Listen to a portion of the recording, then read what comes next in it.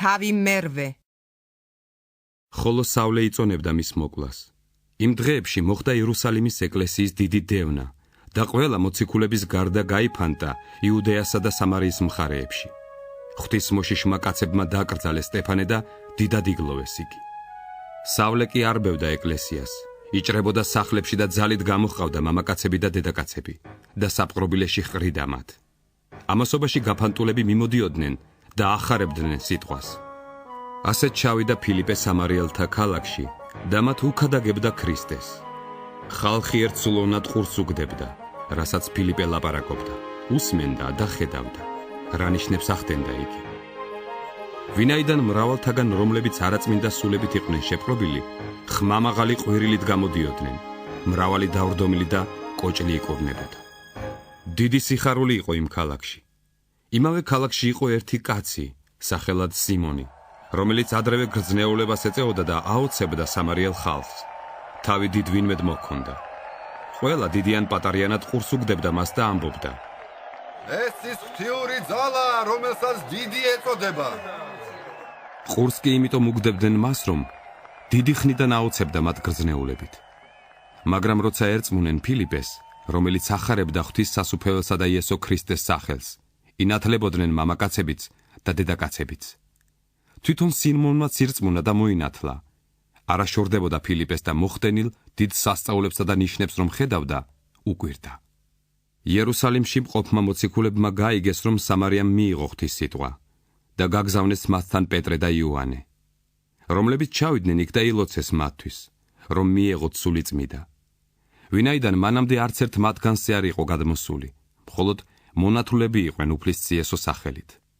მაშინ დაასხეს ხელები მათ და მათაც მიიღეს სული წმიდა. როცა სიმონმა დაინახა, რომ მოციქულთა ხელების დასხმით ეძლეოდათ სული წმინდა, ფული მიუტანა მათ. თქვა: მეც მომეწით ხელმწიფება, რომ ჩემგან ხელდასხმულმაც მიიღო სული წმინდა. მაგრამ პეტრემ უთხრა მას: შენი ვერცხლი შენვე გქონდეს შენს დასაღუპად, ვინაიდან ღვთის ნიჭის ფულით მოპოვება განიზრახე. არა გაქვს შენ წილი და ხვედრი სიტყვაში, ვინაიდან შენი გული წრფელი არაა ღვთის წინაშე. მაშ მოინანიე შენი უკეთურება და შეევედრე უფალს, ვინძლო მოგეტევოს შენი გულის ზრახვა, ვინაიდან გხედავ მწარე ნაღვლითა და უსამართლობით შებორგილს. მიუგო სიმონმა და უთხრა: შეევედრე ჩემთვის უფალს, რომ არაფერი მომეწიოს თქვენი ნათქვამიდან. ხოლო როდესაც მათ დაამოწმეს და იქადაგეს უფლის სიტყვა, გამობრუნდნენ იერუსალიმს და სამარიელთა მრავალ სოფელში ახარებდნენ. უფლის ანგელოზმა კი უთხრა ფილიპეს: ადექი და წადი სამხრეთისაკენ, იმ გზაზე, რომელიც იერუსალიმიდან ღაზაში ეშვება. უკაცრიელია იგი. ადგა და წავიდა და აჰა, ერთი ეთიოპიელი კაცი, საჭურისი, ეთიოპიის დედოფლის კანდაკის დიდებული, მთელი მისი საგანძურის მცველი, ის თაყვანისცემად იყო მისული იერუსალიმში. უკან ბრუნდებოდა და თავის ეტლში მჯდომი კითხულობდა ესაია წინასწარმეტყველს. უთხრა სულმა ფილიპეს: მიდი და ახლოს დაუდექი მაგეთოს. მიირბინა ფილიპემ და როცა მოისმინა, რომ იგი ესაია წინასწარმეტყველს კითხულობდა, უთხრა: თუ გესმის, რასაც კითხულობ. მან უთხრა: როგორ გავიგებ, თუ არავინ განმიმარტავს? და სთხოვა ფილიპეს ასულიყო და მის გვერდით დამჯდარიყო.